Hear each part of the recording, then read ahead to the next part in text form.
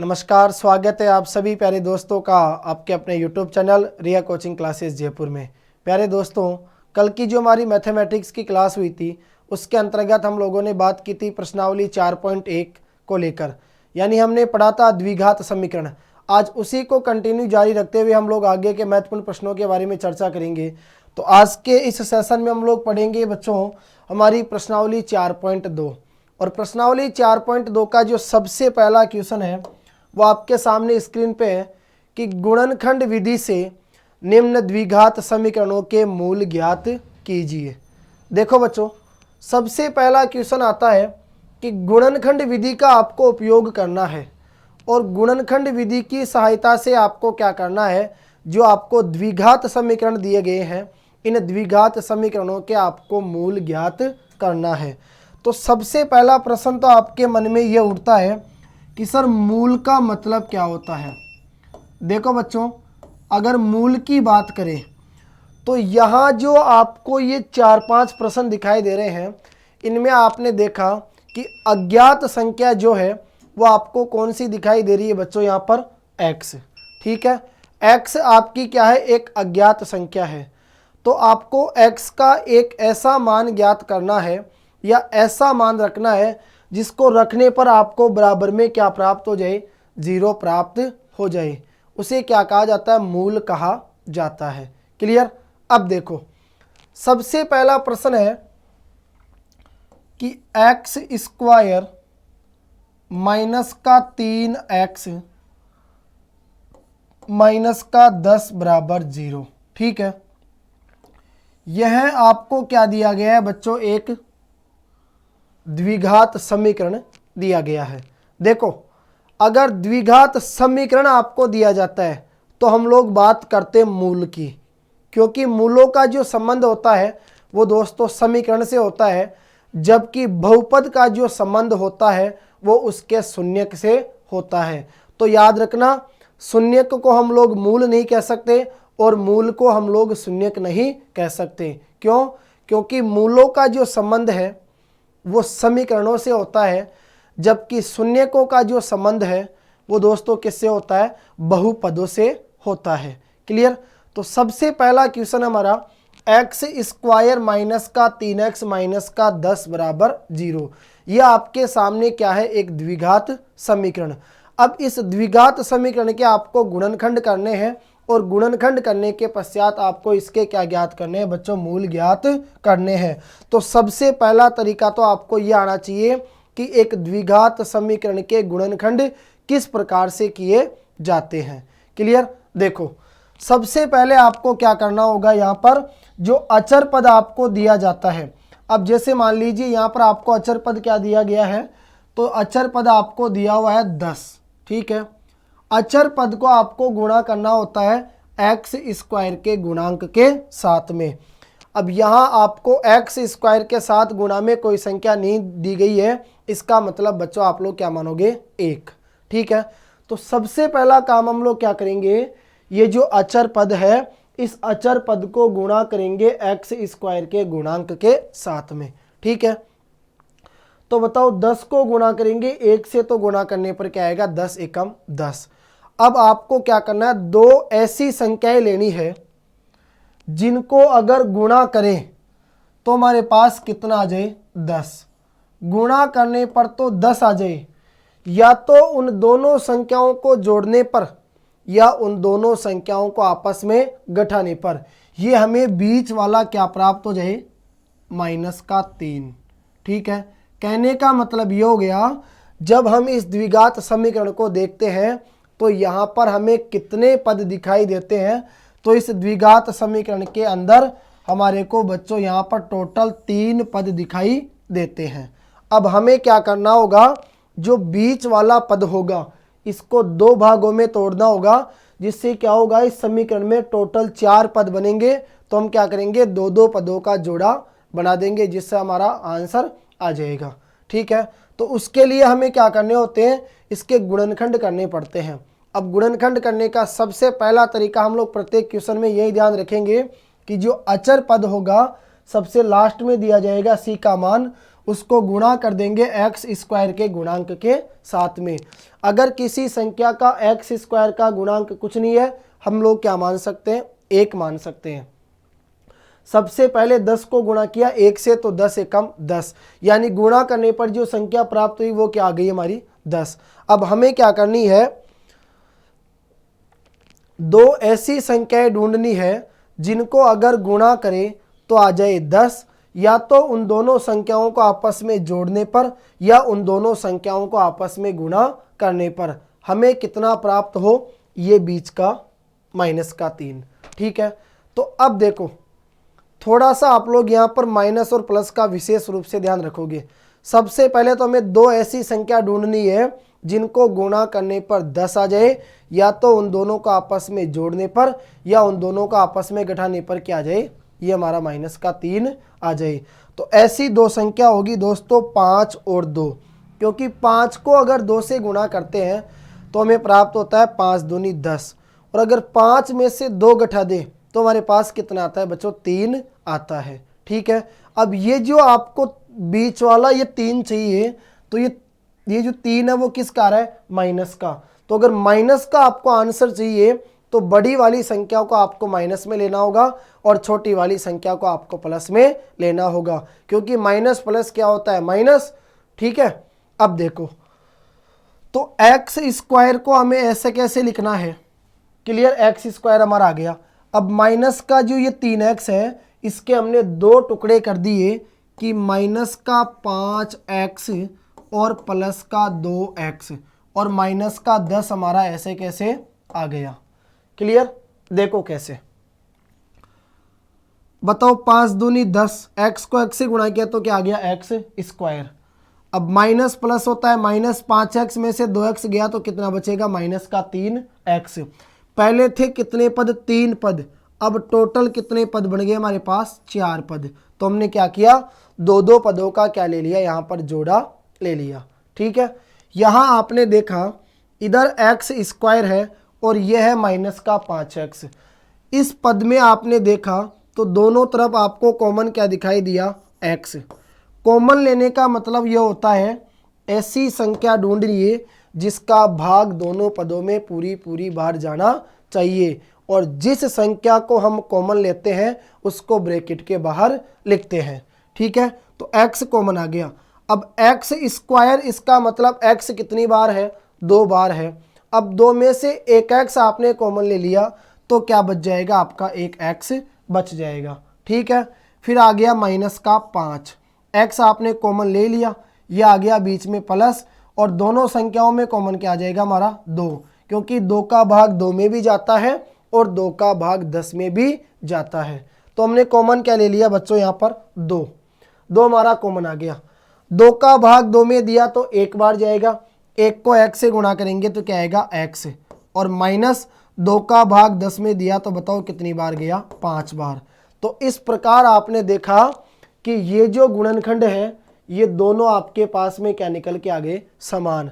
अगर ये समान नहीं आए तो मतलब आप लोग समझ लेना आपने कहीं ना कहीं पर क्या की है, गलती की है। और अगर ये दोनों समान आ जाए इसका मतलब आप लोग समझ जाना कि आपके जो गुणनखंड है वो बिल्कुल क्या करेक्ट है, क्लियर। अब देखो ये भी x-5 है और ये भी x-5 है, दोनों ही चीजें समान है, तो हम क्या करेंगे, केवल एक को लिखेंगे x-5। तो एक तो हमारा बन जाएगा x-5 और एक ये बन जाएगा आपका x और ये प्लस का 2 बराबर 0। अब हम क्या करेंगे, ये तो आगे इसके गुणनखंड, मूल ज्ञात करने के लिए एक बार तो रखेंगे x-5 बराबर 0 और एक बार रखेंगे x प्लस का 2 बराबर 0। तो हमने देखा माइनस के 5 बराबर के इधर आएंगे तो प्लस के 5 हो जाएंगे, यानी x का मान आ गया प्लस का 5। और दूसरी बात प्लस का 2 बराबर के इधर आएगा तो किसका हो जाएगा, माइनस का 2।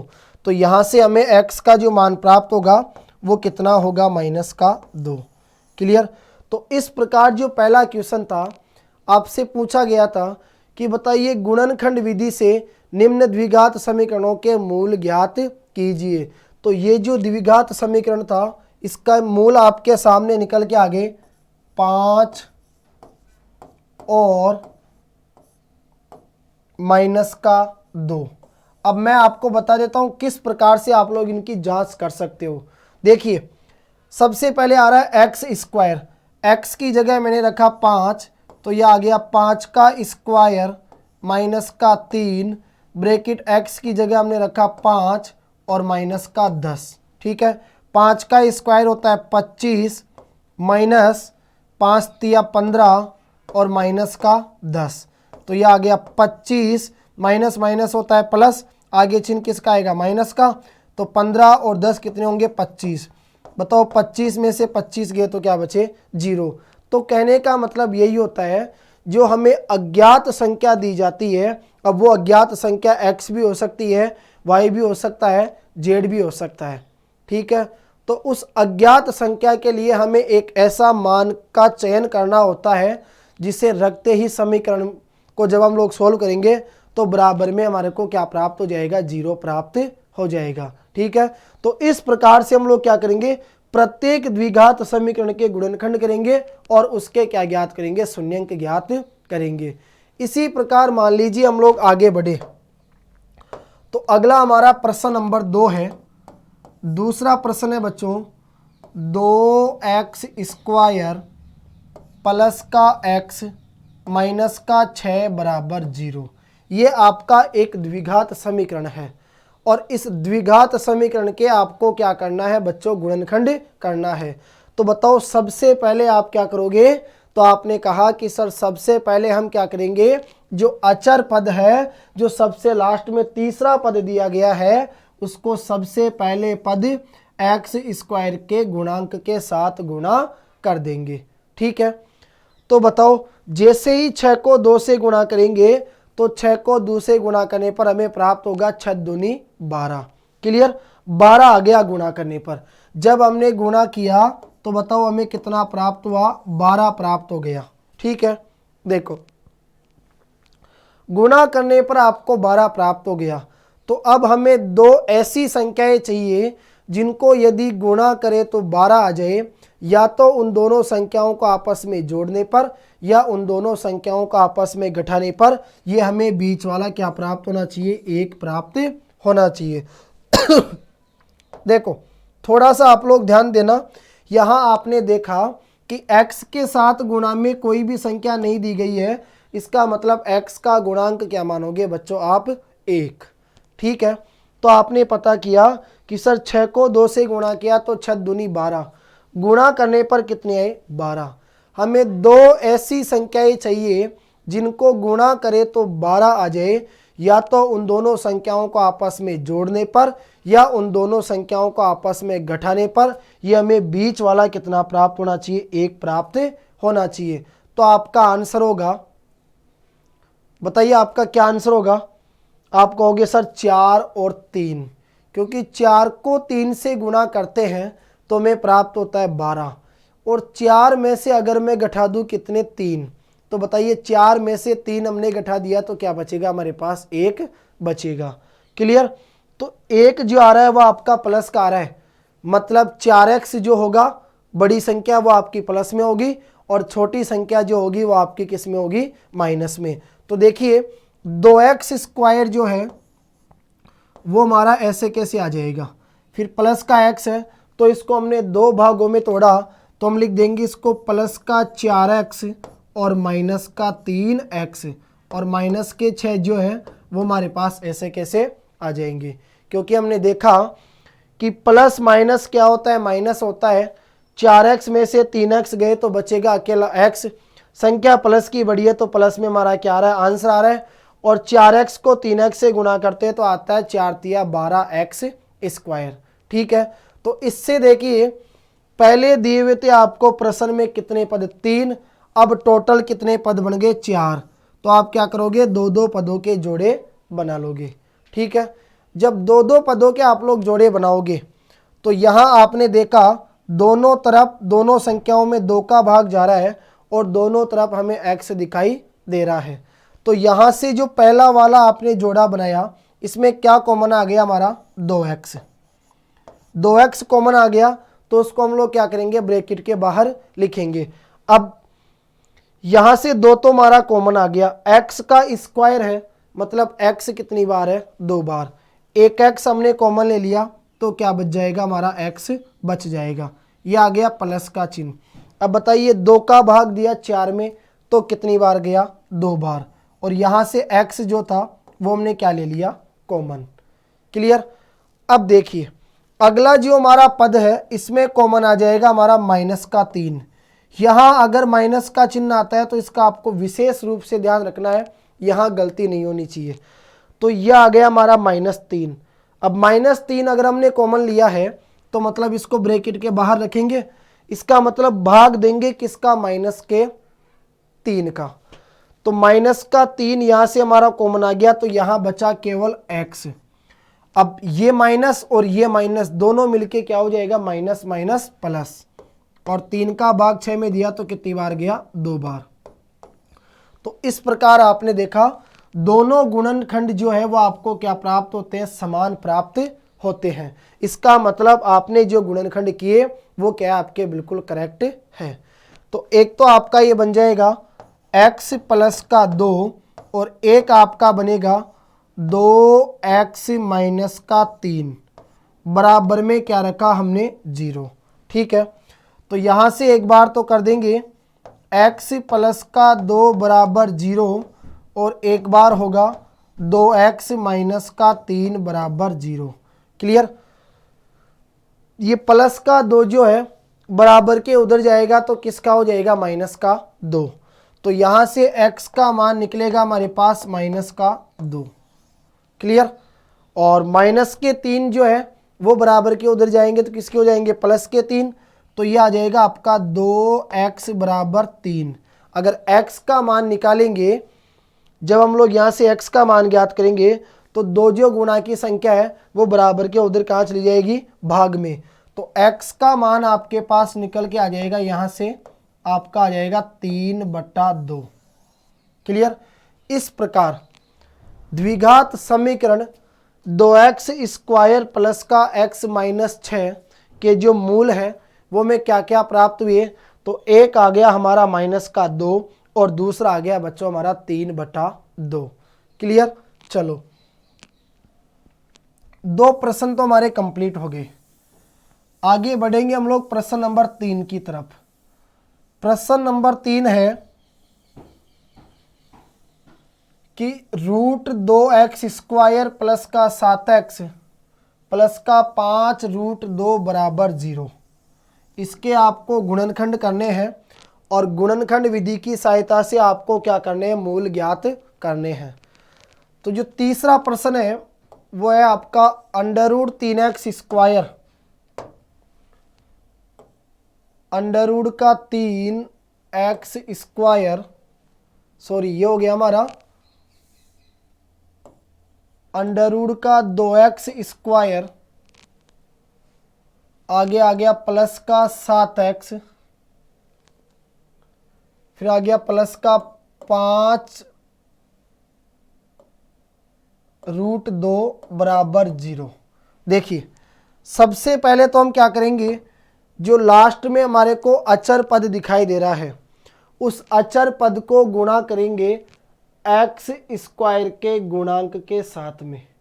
ठीक है, तो अचर पद आपको कितना दिखाई दिया, अचर पद है हमारा 5√2 और 5√2 को गुणा करेंगे हम लोग x स्क्वायर के गुणांक √2 के साथ। तो जब √2 को √2 से गुणा किया जाता है तो अंडर हट जाता है और आपका क्या बच जाता है, 2। और 2 को गुणा करेंगे 5 से तो हमें प्राप्त होगा 5 दूनी 10। क्लियर। तो हमेशा आप लोग याद रखना, जब भी 2 संख्याएं अंडर में हो और उन्हें गुणा करना हो और यदि दोनों संख्या समान हो तो अंडर हट जाता है और एक संख्या हमारे पास क्या आ जाती है, कॉमन आ जाती है। इसी प्रकार अगर मान लीजिए √3 को √3 से गुणा करते तो अंडर तो हट जाता और क्या बच जाता, आपका 3 बच जाता। क्लियर। तो जब 5√2 को √2 से गुणा किया तो हमें कितने प्राप्त हो गए, 10। अब हमें 2 ऐसी संख्याएं ढूंढनी है जिनको गुणा करने पर तो आ जाए 10 या तो उन दोनों संख्याओं को आपस में जोड़ने पर या उन दोनों संख्याओं को आपस में घटाने पर हमें कितना प्राप्त हो जाए, बीच का 7x प्राप्त हो जाए। तो आपने पता किया कि सर ऐसी दो संख्याएं होती है 5 और 2, क्योंकि 5 को 2 से गुणा करते हैं तो 10 आता है और 5 में अगर 2 को जोड़ते हैं तो कितना आता है, 7 आता है। अब 7 जो है वो आपका प्लस में आ रहा है, मतलब संख्याओं को जोड़ोगे तो यानी दोनों संख्याएं किसकी होनी चाहिए, प्लस की होनी चाहिए, क्योंकि प्लस प्लस क्या होता है, प्लस होता है। ठीक है, तो रूट 2x स्क्वायर आपका ऐसे कैसे आ जाएगा, 7x के आपने 2 टुकड़े किए तो यह आ गया आपका 2x और प्लस का 5x और अचर पद आ गया आपका 5 अंडर रूट का 2 बराबर 0। क्लियर, रूट 2x स्क्वायर हमारा ऐसे कैसे आ गया, प्लस का जो 7x था उसको हमने 2 भागों में तोड़ा, प्लस का 2x और प्लस का 5x, आगे आ गया हमारा प्लस का 5 अंडर रूट 2 बराबर 0। अब हम क्या करेंगे, यहाँ से दो दो पदों के जोड़े बनाएंगे, क्योंकि टोटल कितने पद है, 4, तो दो दो पदों के हमने क्या बना लिए, जोड़े बना लिए। और अब हम देखेंगे कि इनमें कौन कौन सी संख्याएं कॉमन हमारे को दिखाई दे रही है। एक बात मुझे बताइए, इधर भी आपको x दिखाई दे रहा है, इधर भी आपको क्या दिखाई दे रहा है, x दिखाई दे रहा है।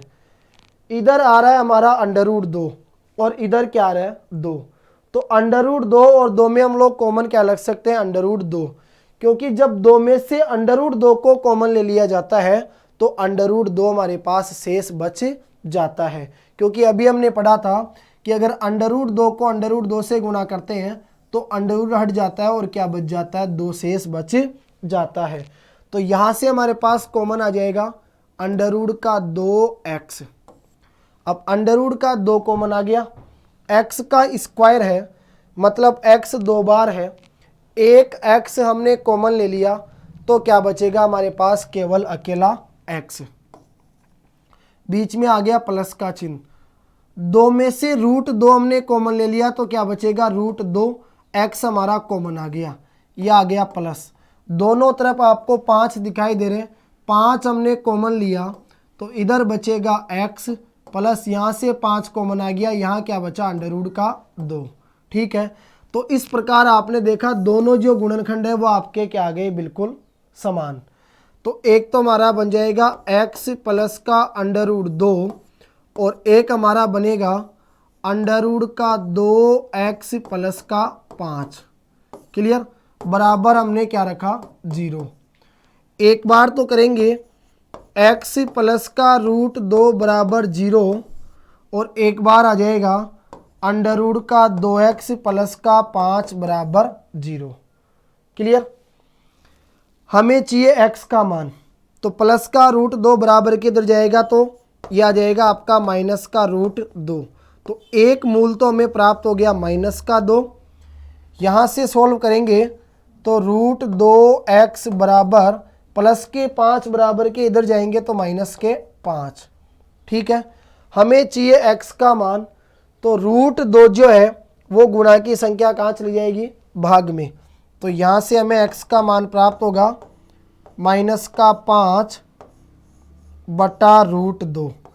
तो ये 2 इस प्रकार से हमें क्या प्राप्त हो जाएंगे बच्चों, मूल प्राप्त होंगे। क्लियर, इसी प्रकार देखिए जो इसका चौथा क्वेश्चन है और 5वां क्वेश्चन है, पहला हमने सॉल्व कर लिया, दूसरा हमारा हो गया और ये तीसरा क्वेश्चन हो गया। चौथे क्वेश्चन की तरफ अगर हम लोग बढ़े बच्चों, तो चौथे क्वेश्चन में आपने देखा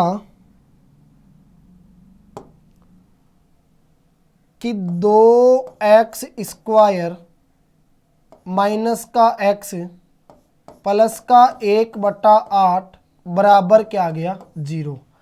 इस प्रश्न में आप लोग देखना थोड़ा सा है ना, आपको यहाँ पर चेंजिंग दिखाई देगा और वो चेंजिंग आपको इस प्रकार से दिखेगा। आपने देखा कि 1/8 आ रहे हैं, लेकिन ये जो पूरा 2x स्क्वायर माइनस का x है इसके बटे में कोई भी संख्या आपको दी हुई नहीं है, तो हम क्या करेंगे, इसके बटे में क्या मान लेंगे, 1।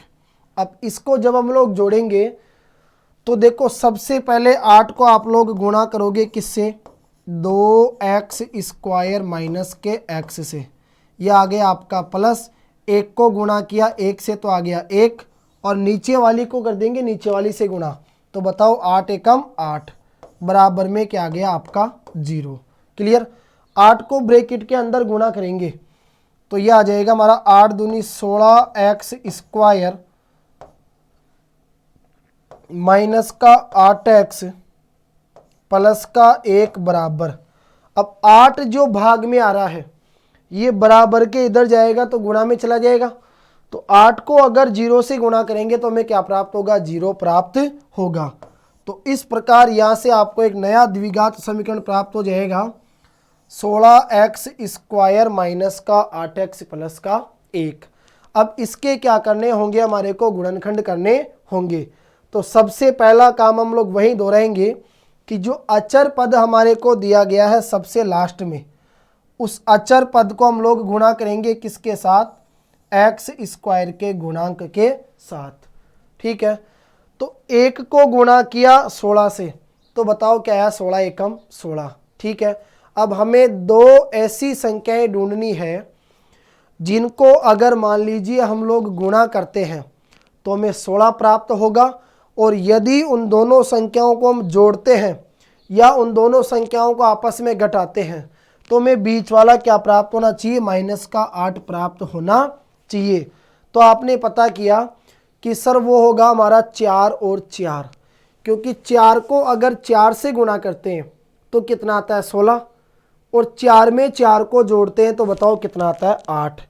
अब 4 में 4 को जोड़ोगे तो 8 आएगा, लेकिन 8 किसका आ रहा है, माइनस का।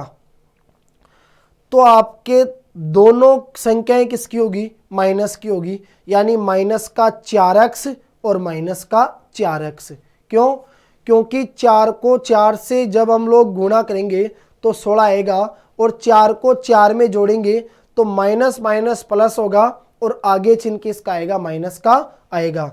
तो इस प्रकार इसके जो हमें दो टुकड़े प्राप्त होंगे वो आ जाएंगे। पहले तो आ गया आपका 16x स्क्वायर, अब माइनस के 8x को हमने दो भागों में तोड़ा, माइनस का 4x माइनस का 4x प्लस का 1 बराबर 0।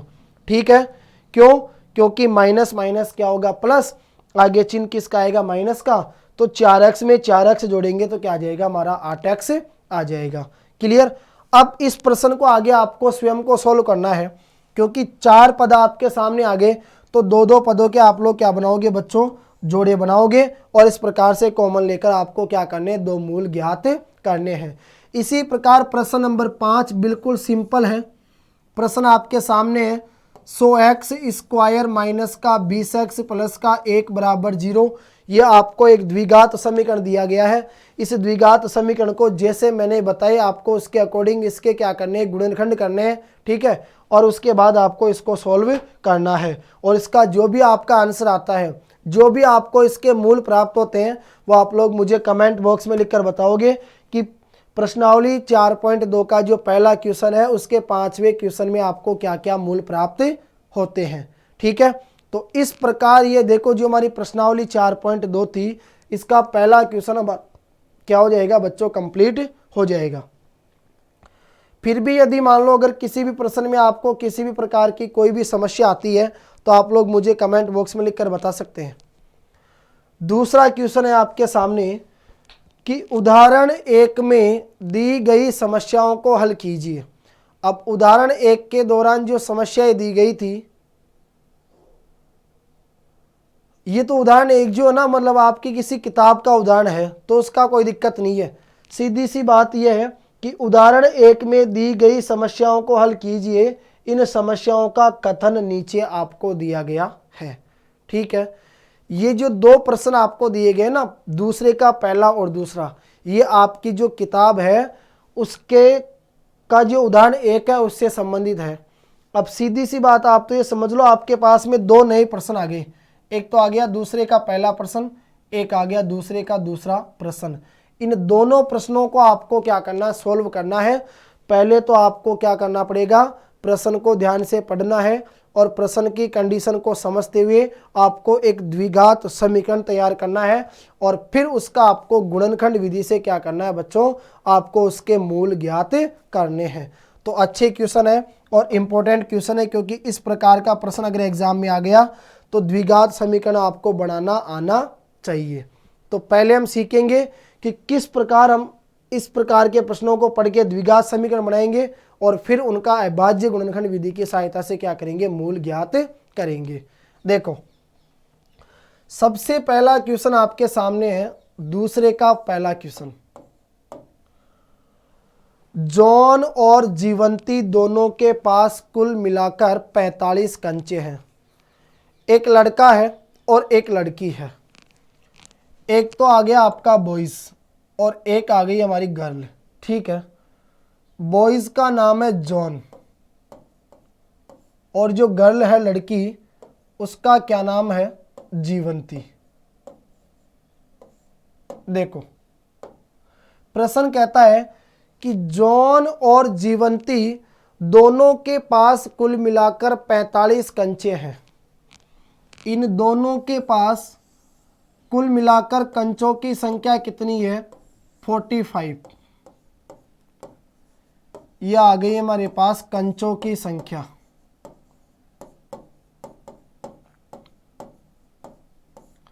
एक बात बताओ बच्चों, जॉन और जीवंती दोनों के पास मिलाकर टोटल 45 कंचे हैं, लेकिन इस बात का हमें पता नहीं है कि जॉन के पास तो कंचों की संख्या कितनी है और जीवंती के पास कंचों की संख्या कितनी है। इस बात का अभी तक हमें मालूम नहीं है।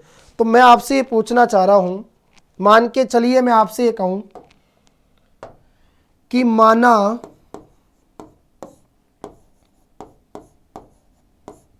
जॉन के पास कंचों की संख्या x है। एक बात बताओ बच्चों, मान लीजिए एक भैया और बहन है और उन दोनों के पास में टोटल 20 रुपये है। अब मैं यदि ये कहूँ कि जो बहन है उसके पास में 7 रुपये है, तो बताओ उस भैया के पास कितने रुपये होंगे। तो हम क्या करेंगे, 20 में से 7 को घटा देंगे तो हमारा क्या आ जाएगा, आंसर आ जाएगा। इसी प्रकार देखो जॉन और जीवंती दोनों के पास अगर मान लो दोनों के पास में टोटल 45 कंचे हैं और मैं कहूँ जॉन के पास कंचों की संख्या x है, तो अगर जॉन के पास कंचों की संख्या हमने x मान ली तो बताओ इस 45 में से अगर 45 में से मैं x को घटा देता हूँ तो जीवंती के पास कंचों की संख्या कितनी बचेगी, 45 माइनस का x। तो अब हमें पता चला कि जॉन के पास है कंचों की संख्या x और जीवंती के पास है कंचों की संख्या 45 माइनस का x। अब प्रश्न हमारा कहता है दोनों 5-5 कंचे खो देते हैं। अब दोनों ने क्या किया, 5-5 कंचों को खो दिया। इसका मतलब इनके पास वर्तमान समय में जितने कंचे हैं उनमें से 5-5 कंचे दोनों के पास ही क्या हो गए, कम हो गए। अभी जॉन के पास x कंचे हैं, 5 कंचे अगर जॉन खो देगा तो बताओ जॉन के पास कितने बचेंगे। आप कहोगे सर x माइनस का 5। इसी प्रकार मैंने कहा अभी जीवंती के पास है 45 माइनस का x। अब बताओ जीवंती भी 5 कंचों को खो देती है तो 45 में से 5 गए तो कितने बचे, 40 माइनस के x। अब जीवंती के पास कंचों की संख्या कितनी बची, 40 माइनस का x। और जॉन के पास कंचों की संख्या कितनी बची, तो आपने कहा कि सर x माइनस का 5। फिर प्रश्न कहता है कि उनके पास कंचों की संख्या का गुणनफल 124 है। तो हम जानना चाहेंगे कि आरंभ में उनके पास कितने कंचे थे। एक बार सुनिए, जॉन और जीवंती दोनों के पास कुल मिलाकर 45 कंचे हैं, ठीक है। चलो हमने कहा माना जॉन के पास कंचों की संख्या x है, तो अगर 45 में से x को घटा देते हैं तो जीवंती के पास कंचों की संख्या हमें कितनी प्राप्त होती है बच्चों, 45 माइनस का x प्राप्त होती है। ठीक है, फिर प्रश्न क्या कहता है, दोनों ने क्या किया, 5-5 कंचों को खो दिया। अब दोनों ने 5-5 कंचों को अगर खो दिया तो एक बात बताइए, जॉन के पास बचेंगे x माइनस के 5 और जीवंती के पास बचेंगे 40 माइनस का x। फिर प्रश्न कहता है कि दोनों का जो गुणनफल है, अब जो उनके पास कंचों की संख्या बची है, अगर उनको हम लोग गुणा करते हैं तो हमें कितना प्राप्त होता है, 124 प्राप्त होता है। ठीक है, अब 124 आपको प्राप्त होगा कब, जब 5-5 कंचे खोने के बाद उनके पास जो कंचों की संख्या बचेगी और उसको जब आप लोग गुणा करोगे तो आपको कितना प्राप्त हो जाएगा, 124 आपको प्राप्त हो जाएगा। तो इसके लिए हम क्या करेंगे, x माइनस का जो 5 है इसको गुणा कर देंगे किससे, 40 माइनस के x से, तो बराबर में कितना निकल के आ जाएगा हमारा, 124। ठीक है बच्चों, अब देखो सबसे पहले x को गुणा किया 40 से तो ये आ गया हमारा 40x, फिर आया माइनस x को गुणा किया x से तो x स्क्वायर, फिर यहाँ है माइनस का चिन्ह, 5 को गुणा किया 40 से, 4 पंजे 20, 200, माइनस माइनस क्या होता है प्लस, x को गुणा किया 5 से। ठीक है, देखो सबसे पहले x को गुणा किया 40 से तो क्या आ गया 40x, ये आ गया माइनस का चिन्ह, x को गुणा किया माइनस के x से तो माइनस का x स्क्वायर, ये आ गया माइनस के 5 को 40 से गुणा किया तो 200 और माइनस माइनस प्लस और 5 को x से गुणा करेंगे तो 5x बराबर कितना आ जाएगा, 124। अब देखो इसे हम जमा लेंगे द्विघात समीकरण के रूप में। सबसे पहले आएगी सबसे बड़ी घात जो हमारे पास आ रही है माइनस का x स्क्वायर, फिर प्लस का 40x प्लस का 5x कितने हो गए, प्लस का 45x और यह आ गया माइनस का 200, प्लस का 124 बराबर किधर रहेगा, तो ये हो जाएगा माइनस का 124, तो सामने क्या बचेगा हमारे पास, 0। ठीक है बच्चों, अब देखो इसको सॉल्व करेंगे तो यह आपको प्राप्त हो जाएगा माइनस का x स्क्वायर, फिर आगे आ गया प्लस का 45x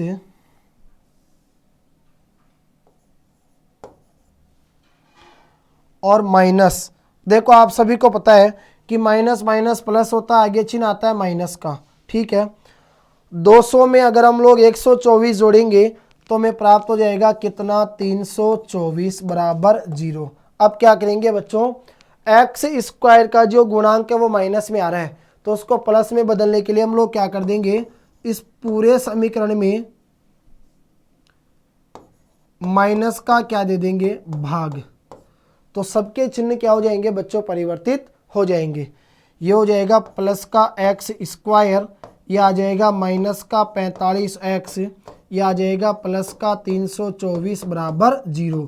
तो ये आपका एक द्विघात समीकरण बन के आएगा, x स्क्वायर माइनस का 45x प्लस का 324 बराबर 0।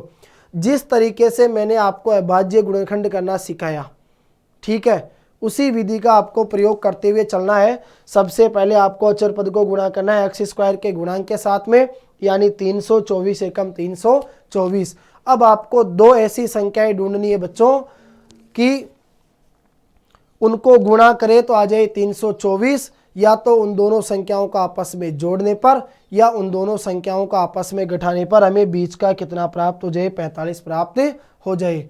तो आपने पता किया कि 36 और 9, क्योंकि 36 को और अगर 9 को हम लोग जोड़ते हैं तो आपको पता है 36 और जो 9 है ना वो में कितना प्राप्त होता है, 45 जोड़ने पर। लेकिन अगर मैं कहूँ कि 36 को किससे गुणा कीजिए, 9 से, तो ये आ जाएगा 9 को अगर 6 से गुणा करोगे तो 54 का 4 हासिल 5 और 9 3 27 और 5 32, 324। ठीक है, तो यहाँ आपको प्राप्त हो जाएगी वो दो संख्याएं 36 और 9। ध्यान रखना, अब 45 आपको माइनस का चाहिए तो दोनों संख्याएं आपकी माइनस की होगी, यानी 36 भी आपका माइनस का होगा और 9 भी आपका माइनस का होगा, क्योंकि माइनस माइनस होगा बच्चों प्लस और आगे चिन्ह जो है वो किसका आ जाएगा, माइनस का आ जाएगा। तो इस प्रकार इस प्रश्न को आपको आगे क्या करना पड़ेगा, सॉल्व करना पड़ेगा। ठीक है, इसी प्रकार यदि मैं बात करूं मान लो साहब प्रश्न नंबर 2 की, तो प्रश्न नंबर 2 आपको दिखाई दे रहा है, समझना आप लोग ध्यान से। देखो प्रश्न नंबर 2 कहता है कि एक कुटीर उद्योग में, यानी एक जो कुटीर उद्योग है, एक दिन में कुछ खिलौने क्या करता है, निर्मित करता है। एक बात मुझे बताइए, एक कुटीर उद्योग है, कुटीर उद्योग क्या करता है, एक दिन के अंदर कुछ खिलौने क्या करता है, निर्मित करता है, यानी वह कुछ खिलौने बनाता है। अब वो उद्योग एक दिन में कितने खिलौने बना रहा है, इस बात का आपको मालूम नहीं है। तो मान लीजिए आपने लिखा कि माना कुटीर उद्योग, आपने कहा कि माना कुटीर उद्योग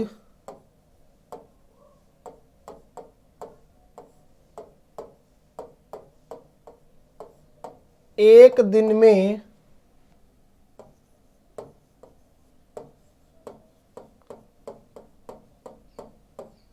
एक्स खिलौनों का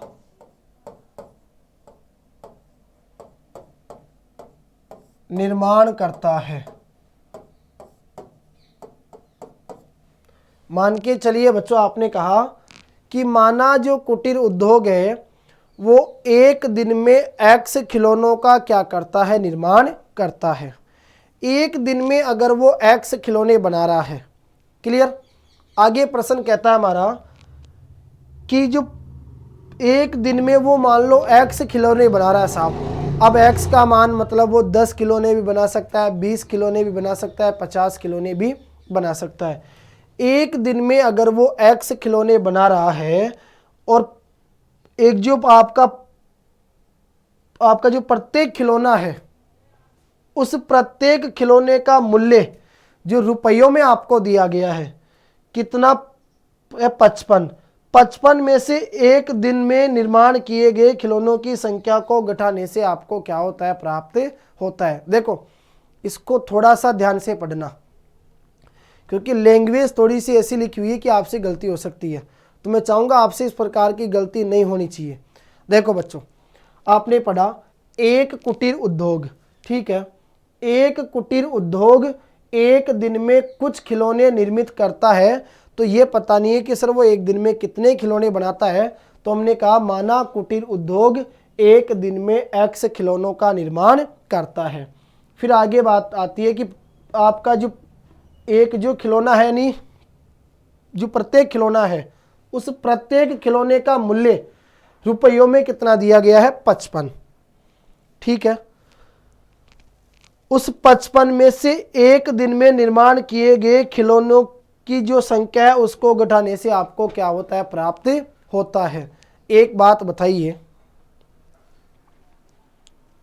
ध्यान से समझना, एक कुटीर उद्योग एक दिन में कुछ खिलौने निर्मित करता है, यानी एक्स खिलौनों का वो निर्माण करता है, और जो हमारा जो प्रत्येक खिलौना है उस प्रत्येक खिलौने का जो मूल्य है रुपयों में, वो किस में से 55 यानी जो 55 है उसमें से एक दिन में बनाए गए खिलौनों की संख्या को घटाने पर क्या होता है, प्राप्त होता है। तो मैं कहूँगा 55 में से आप लोग घटाइए किसको, एक दिन में बनाए गए खिलौनों की संख्या को। अरे एक दिन में आपने जितने खिलौने बनाए और उन खिलौनों की संख्या को अगर आप लोग 55 में से घटा दोगे तो प्रत्येक जो खिलौना है वो कितने का बना, इस चीज़ का आपको पता चल जाएगा। यही है कहने का मतलब कि मान लीजिए आपने एक दिन में कितने खिलौने बनाए, 10 खिलौने बनाए, 10 बना दिए। अब आप ये पता करना चाहोगे सर हमने एक खिलौना कितने का बनाया, तो जो दिया गया ना आपको प्रश्न में 55, उस 55 में से 10 को घटा दो तो आप कहोगे सर एक खिलौना कितने का प्राप्त हुआ, 45 रुपये का, ठीक है। तो इस प्रकार से आ जाएगा। अब प्रश्न कहता है किसी एक दिन क्या हुआ, जो कुल निर्माण हुआ, कुल जो बनाने की लागत आई वो कितनी आई, 750 रुपये। तो एक बात बताओ बच्चों, एक खिलौने का मूल्य, एक खिलौने का मूल्य, एक खिलौने का मूल्य कब आपको प्राप्त होगा, जब आप 55 में से किसको घटाओगे, एक दिन में बनाए गए खिलौनों की संख्या को। ठीक है, तो ये 55 माइनस एक्स जो है वो क्या है, आपका एक खिलौने का मूल्य। एक खिलौना अगर 55 माइनस एक्स का बना तो सारे खिलौने कितने के बने, तो एक दिन में कितने खिलौने बना रहा था, एक्स खिलौने, और एक का मूल्य कितना है, 55 माइनस का एक्स। जब हम टोटल लागत निकालेंगे तो टोटल लागत हमें एक दिन में कितनी प्राप्त होगी, 750 रुपये। ठीक है, तो इसको आप लोग सोल्व करोगे, यानी x को ब्रैकेट के अंदर गुणा करोगे तो ये आपको प्राप्त हो जाएगा 55x माइनस का x स्क्वायर बराबर 750। ठीक है, इसका हम लोग पक्षांतरण करेंगे तो बराबर में 750 आपका ऐसे कैसे आ जाएगा, माइनस का एक्स स्क्वायर बराबर के इधर आएगा तो प्लस का एक्स स्क्वायर हो जाएगा। क्लियर, और प्लस के 55x बराबर के इधर आएंगे तो माइनस के 55x, तो सामने क्या बच जाएगा, 0। तो यहां से आपका द्विघात समीकरण निकल के आ जाएगा बच्चों, एक्स स्क्वायर माइनस का 55x प्लस के 750 बराबर 0। अब इस द्विघात समीकरण के आपको क्या करने पड़ेंगे, गुणनखंड करने पड़ेंगे, और फिर आपको क्या करना है, इसके मूल ज्ञात करना है। तो जिस तरीके से मैंने आपको सिखाया उसी तरीके से आपको सोल्व करना है, और आप लोग मुझे कमेंट बॉक्स में लिखकर बताओगे कि इस प्रश्न के आपको क्या क्या मूल प्राप्त होते हैं। क्लियर बच्चों, चलो आगे बढ़ते हैं हम लोग प्रश्न नंबर 3 की तरफ। प्रश्न नंबर 3 है, ऐसी दो संख्याएं ज्ञात कीजिए जिनका योग 27 हो और गुणनफल 182 हो। बहुत ही छोटा सा प्रश्न और बहुत अच्छा क्वेश्चन। अगर थोड़ा सा दिमाग से सोचोगे ना, अपने दिमाग के ऊपर जोर डाल के, तो यही आपको इसका आंसर नजर आ जाएगा। एक बात बताओ, अब तक जितनी हमने मगजमारी की उसी के आधार पर यह प्रश्न बना दिया कि ऐसी दो संख्या ज्ञात कर लो जिनको जोड़ दे तो 27 आ जाए, और अगर उनको गुणा कर दे तो कितना आ जाए, 182 आ जाए। तो सीधी सी बात है। आप कहोगे सर इस चीज का पता करना है, तो एक बात बताओ, अगर एक संख्या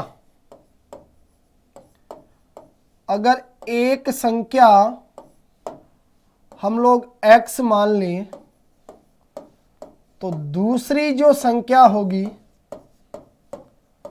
वो हमें कितनी प्राप्त होगी, 27 माइनस का x, क्योंकि दो संख्याओं को जोड़ने पर 27 आएगा।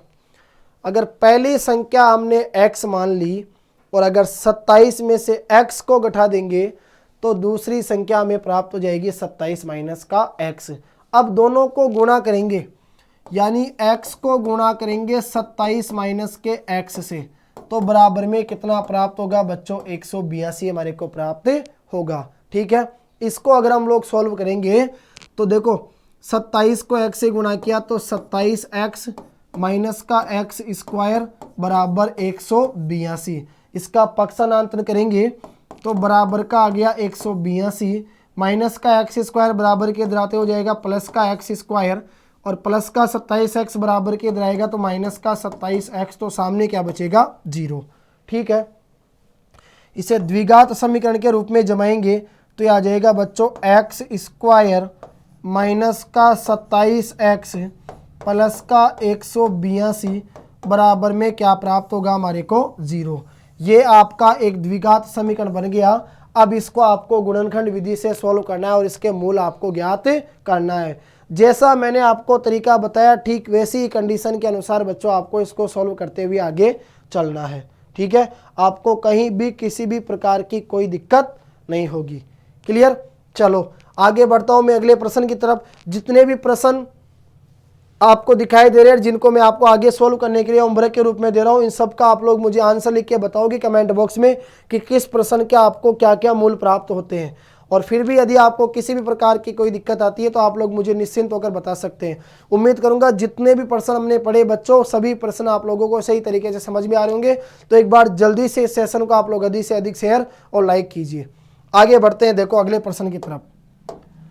अगला प्रश्न है हमारा कि दो क्रमागत यानी क्रम के अनुसार धनात्मक पूर्णांक ज्ञात करो जिनके वर्गों का योग कितना हो 365। सीधी सी बात है बच्चों, अगर आपने कल की क्लास देखी होगी, यानी इससे पहले की जो हमने क्लास पढ़ी थी जिसमें हमने 4.1 की बात की थी, तो वहाँ भी इस प्रकार का प्रश्न आया था। और मैंने आपसे कल कहा था कि जब भी हम बात करते हैं दो क्रमागत धनात्मक पूर्णांकों की, तो जो दो क्रमागत धनात्मक पूर्णांक हम लोग लेते हैं ये आते हैं बच्चों हमारे पास। एक तो आ जाएगा आपका x, ठीक है, बताओ एक तो क्या ले लोगे आप x, और दूसरा आ जाएगा आपका x प्लस का 1, क्योंकि यहां शब्द आया दो क्रमागत यानी क्रम के अनुसार। अरे x का मान 4 है तो 4 में एक जोड़ो, अगला क्या आएगा 5, 4 के बाद जस्ट 5 आता है, तो वो क्या आ रहे हैं, दो क्रम के अनुसार आ रहे हैं। ठीक है, तो दो क्रमागत धनात्मक पूर्णांक कौन कौन से हो गए, पहला अगर x माना तो दूसरा होगा x प्लस का 1।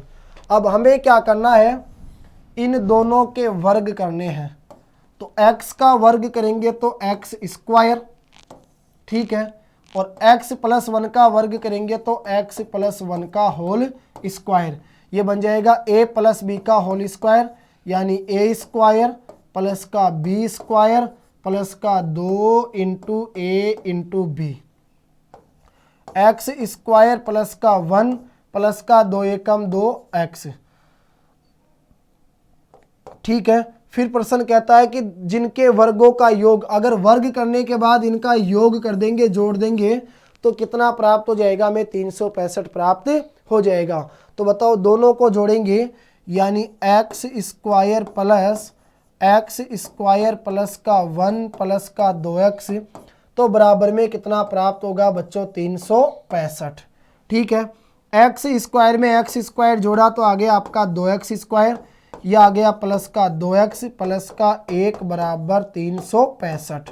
ठीक है, तो 2x स्क्वायर प्लस का 2x प्लस का 1 बराबर के 365 इधर आएंगे तो माइनस का 365 बराबर में बचेगा 0। तो ये आ गया आपका 2x स्क्वायर प्लस का 2x माइनस का 364 बराबर में क्या है, 0। पूरे समीकरण में बच्चों 2 का भाग जा रहा है, तो इसमें 2 का भाग हम लोग दे देंगे। जब 2 का भाग देंगे तो हमें प्राप्त हो जाएगा x स्क्वायर प्लस का x माइनस 2 एकम 2, 2 अंटे 16, 2 दूनी 4 बराबर 0। तो आपको प्राप्त हो जाएगा x स्क्वायर प्लस का x माइनस का 182 बराबर 0।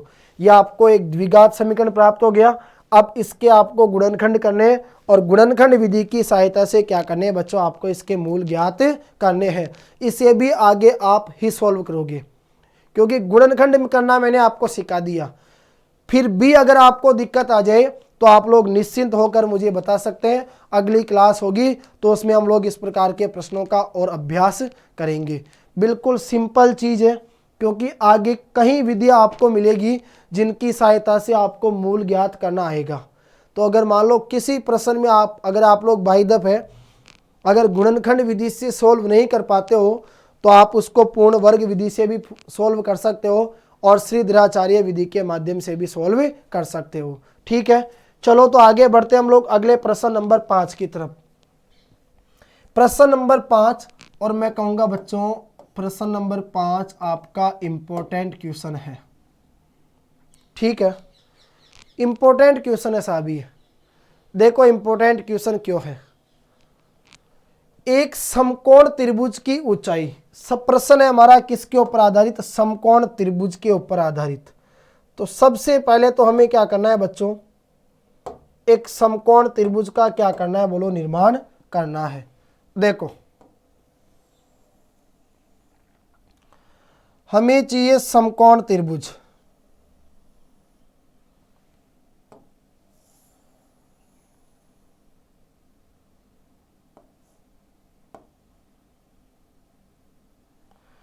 यह आ गया बच्चों आपका एक समकोण त्रिभुज। ठीक है, समकोण त्रिभुज को आपने नाम दे दिया ए बी सी। मैंने आपसे कहा यह आ गया आपका त्रिभुज ए बी सी, हमारा क्या है, समकोण त्रिभुज। एबीसी क्या हो गया बच्चों, समकोण त्रिभुज, जहां कोण बी आपका कितने डिग्री है, 90 डिग्री है। ठीक है, तो जिस भुजा के ऊपर हमारा त्रिभुज टिका हुआ रहता है उस भुजा को क्या कहा जाता है, आधार कहा जाता है। और ये जो बिल्कुल सीधी खड़ी आपको दिखाई दे रही है ये भुजा क्या कहलाती है बच्चों, लंब कहलाती है, जो इस समकोण त्रिभुज की क्या है, यहाँ पर ऊंचाई है। और जो सबसे बड़ी भुजा होती है जो हमें इस प्रकार से एक ये तिर्यक दिखाई दे रही है, इसे क्या कहा जाता है, कर्ण कहा जाता है। ठीक है, देखो ये तो हो गया बच्चों आपका एक समकोण त्रिभुज। प्रश्न कहता है कि एक समकोण त्रिभुज की ऊंचाई इसके आधार से 7 सेंटीमीटर कम है। ऊंचाई जो आएगी ना वो आधार से 7 सेंटीमीटर कम होगी। मैंने आपसे कहा बच्चों कि माना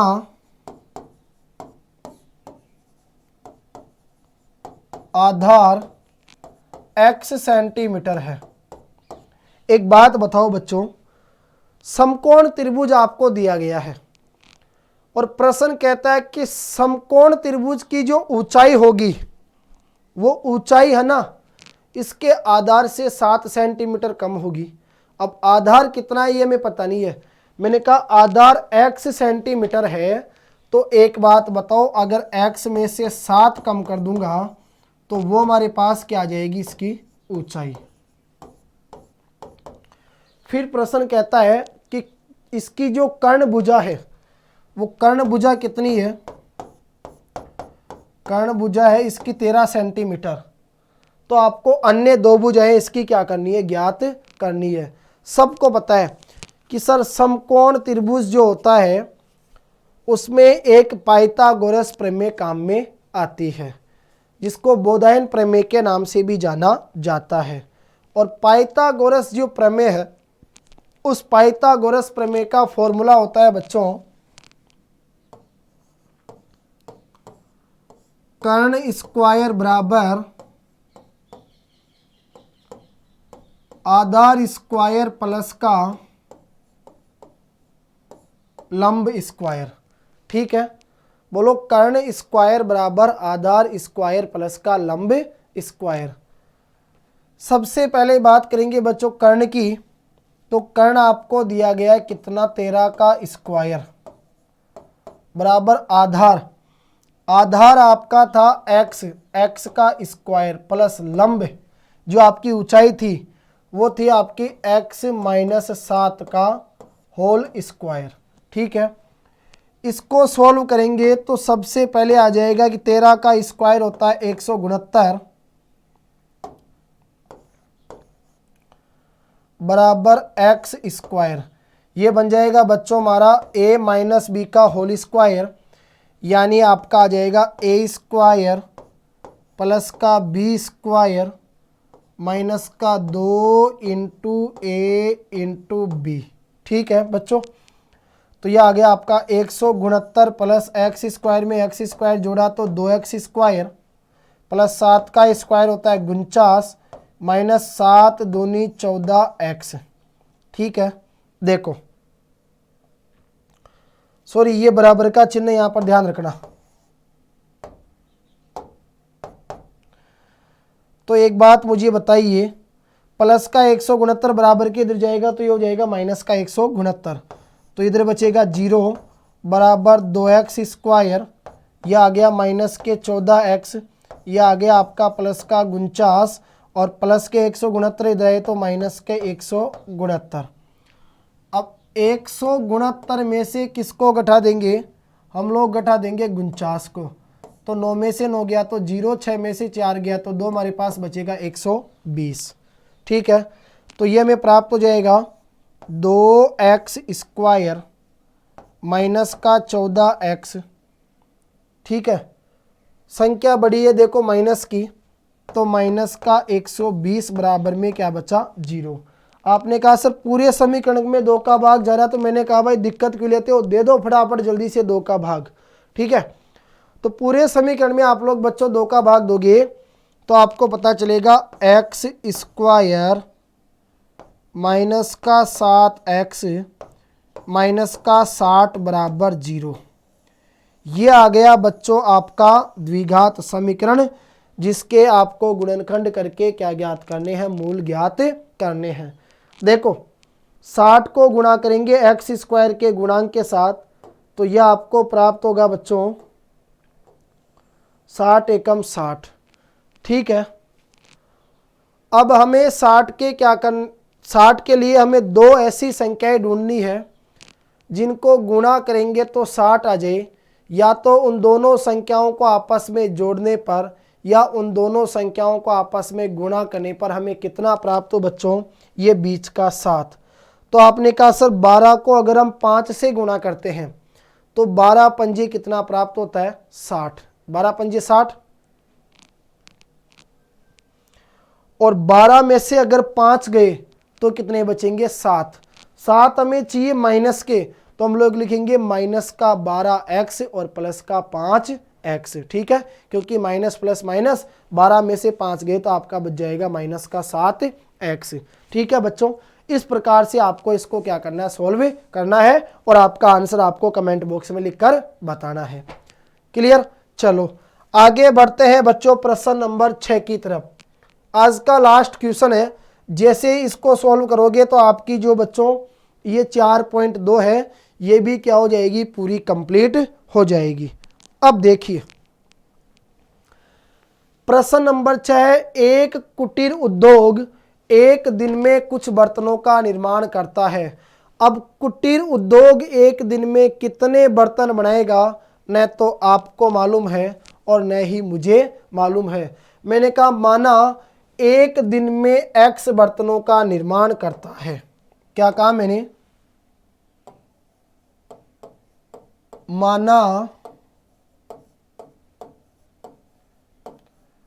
माना कुटीर उद्योग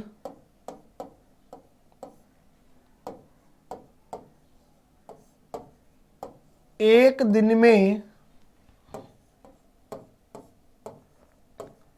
x बर्तनों का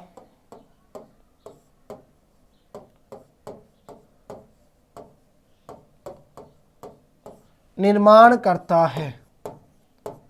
मैंने कहा बच्चों कि माना कुटीर उद्योग एक दिन में क्या करता है, x बर्तनों का निर्माण करता है। अब प्रश्न कहता है एक दिन क्या हुआ, एक विशेष दिन यह देखा गया कि प्रत्येक जो नग था यानी प्रत्येक जो एक बर्तन था उसका निर्माण या उसके निर्माण की जो लागत आई, खर्चा जो आया रुपयों में, उस दिन निर्माण किए गए बर्तनों की संख्या के 2 गुने से 3 अधिक था।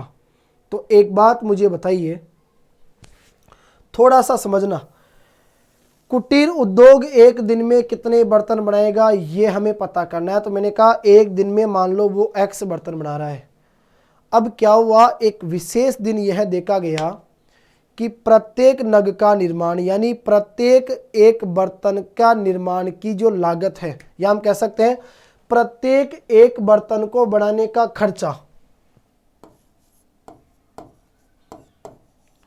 प्रत्येक एक बर्तन को बनाने का खर्चा। देखो बच्चों, एक बर्तन को बनाने का जो खर्चा आएगा ना, वो उस दिन आप जितने बर्तन बनाओगे, यानी आप कितने बर्तन बनाओगे एक दिन में x बर्तन, तो उसकी संख्या का 2 गुने से 3 अधिक आएगा। तो x का 2 गुना किया, x इंटू 2 अधिक के लिए आ गया प्लस का 3, तो ये निकल के आ जाएगा आपके पास 2x प्लस का 3। ठीक है, अब प्रश्न कहता है कि यदि उस दिन निर्माण की कुल लागत 90 रुपये थी। एक बात बताइए, एक दिन में x बर्तन बनाएगा और एक बर्तन का खर्चा आएगा 2x प्लस का 3। आपको दिया गया उस दिन का टोटल खर्चा, तो टोटल खर्चा निकालेंगे तो एक बर्तन का जो मूल्य है 2x प्लस का 3, उसको गुणा कर देंगे किससे, टोटल बनाए गए बर्तनों की संख्या से, तो बराबर में आ जाएगी टोटल लागत कितनी, 90 रुपये। गुणा कीजिए, x को ब्रैकेट के अंदर गुणा करेंगे तो ये आ जाएगा बच्चों 2x स्क्वायर प्लस का 3x प्लस के 90 बराबर के इधर आएंगे तो माइनस के 90 बराबर में क्या आ जाएगा बच्चों आपका 0। ठीक है, देखो एक बात फिर सुन लीजिए, वापस बता रहा हूं आपको मैं इस प्रश्न को। एक कुटीर उद्योग है और वो कुटीर उद्योग जो है ना बच्चों, वो एक दिन में कुछ बर्तनों का क्या करता है, निर्माण करता है। हमने कहा ठीक है, मान लीजिए वो एक दिन में x बर्तन बनाता है। क्लियर। चलो अब क्या हुआ बच्चों, एक विशेष दिन क्या परिवर्तन देखा गया, एक विशेष दिन यह देखा गया कि आपका जो प्रत्येक बर्तन था, जो प्रत्येक नग था, उस प्रत्येक नग का निर्माण यानी जो उसको बनाने का जो खर्चा आया, उसकी जो लागत आई, वो उस दिन निर्माण किए गए बर्तनों की संख्या के 2 गुने से 3 अधिक थी। ठीक है, यानी उस दिन आप कितने बर्तन बनाओगे, x बर्तन बनाओगे, तो x का 2 गुना करो 2x, 2x से 3 अधिक प्लस का 3। क्लियर। चलो फिर प्रश्न कहता है कि यदि उस दिन की कुल निर्माण लागत 90 रुपये है। अब कुल लागत 90 रुपये आ गई, इसका मतलब यह है कि एक बर्तन का मूल्य उसको गुणा कर दो टोटल बर्तनों की संख्या से, तो बराबर में क्या आ जाएगी आपकी कुल लागत। इसको हमने सोल्व किया तो समीकरण बना 2x स्क्वायर प्लस का 3x माइनस का 90 बराबर 0। अब इसके क्या करने हैं, आपको गुणनखंड करने हैं। तो आप क्या करोगे बच्चों, इस 90 को गुणा कर दोगे 2 से, तो बताओ 90 दूनी 180। अब 90 को 2 से गुणा किया तो 180 आ गया। अब हमें 2 ऐसी संख्याएं ढूंढनी है जिनको गुणा करे तो आ जाए 180, या तो उन दोनों संख्याओं को आपस में जोड़ने पर या उन दोनों संख्याओं को आपस में गुणा करने पर हमें कितना प्राप्त हो बच्चों, ये बीच का 3 प्राप्त हो। ठीक है, तो इसी प्रकार से आप 2 संख्याएं सोचिए। अब मैं आपसे कहूं कि वो 2 संख्याएं देके एक बार हो सकती है 12 और 15, क्योंकि 12 को 15 से गुणा करते हैं तो 15 दूनी हो गया 30 की 0 हासिल 3, और 15 एकम 15 और 3 18। बिल्कुल सही है, क्योंकि 15 में से 3 अगर आपका चला जाएगा, सॉरी 15 में से 12 अगर आप लोग घटा दोगे तो आपको 3 प्राप्त हो जाएगा। देखो बच्चों ध्यान से सुन लो मेरी बात। समीकरण था आपका 2x स्क्वायर प्लस का 3x माइनस का 90 बराबर 0। ठीक है, सबसे पहले हमने क्या किया, अचर पद को गुणा किया x स्क्वायर के गुणांक के साथ, तो 90 दूनी 180। अब 2 ऐसी संख्याएं ढूंढी जिनको गुणा करे तो 180 आ जाए, या तो उन दोनों संख्याओं को आपस में जोड़ने पर या उन दोनों संख्याओं को आपस में घटाने पर हमें ये बीच का कितना प्राप्त हो जाए बच्चों, ये 3 प्राप्त हो जाए। तो वो 2 संख्याएं होगी आपके पास 15x और 12x। ठीक है, तो यह आपका आ जाएगा 2x स्क्वायर प्लस का 15x माइनस का 12x माइनस का 90 बराबर 0। क्योंकि 15 में से 12 घटाऊंगा, सीधे सीधे क्या बच जाएंगे, प्लस का 3x। अब 2 पदों के जोड़े बनाएंगे तो बताइए दोनों तरफ क्या कॉमन आ रहा है बच्चों, x कॉमन आ रहा है। तो x हमने कॉमन ले लिया तो इधर बचेगा 2, x स्क्वायर में से 1x कॉमन आ गया तो x बचा, प्लस का क्या आ गया 15, इधर माइनस का चिन्ह आ गया। दोनों में भाग देंगे किसका, तो बताइए एक ऐसी संख्या ढूंढिए जिसका भाग 90 में भी जाए और 12 में भी जाए। तो आप कहोगे सर 12 में वैसे 3 का भाग जाता है, 90 में भी जाता है। ठीक है, अब मैं कहूँ बच्चों क्या 6 का भाग 90 में जाता है क्या, तो आप कहोगे सर 6 का भाग भी 90 में जाता है। तो बड़ी से बड़ी संख्या कौन सी होगी, 6। 6 का भाग 12 में दिया तो कितनी बार गया, 2 बार, साथ में आ गया x। बताओ माइनस माइनस क्या हो जाएगा प्लस, इस बात का आपको विशेष रूप से ध्यान रखना है। 6 का भाग देंगे 90 में तो 6 एकम 6, 3 बचेंगे, 6 पंजे 30, कितनी बार जाएगा? 15 बार।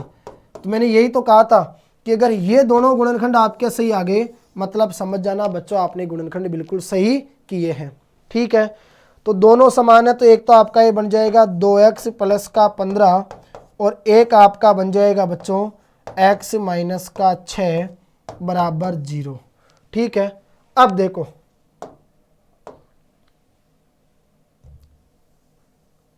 ध्यान से देखिए, इसको आपने सोल्व किया तो आपको पता चला कि एक बार तो रखेंगे हम लोग 2x प्लस का 15 बराबर 0 और एक बार रखेंगे बच्चों x माइनस का 6 बराबर 0। तो माइनस का 6 बराबर के इधर जाएगा तो प्लस का 6, यानी x का मान आपको कितना प्राप्त होगा? प्लस का 6।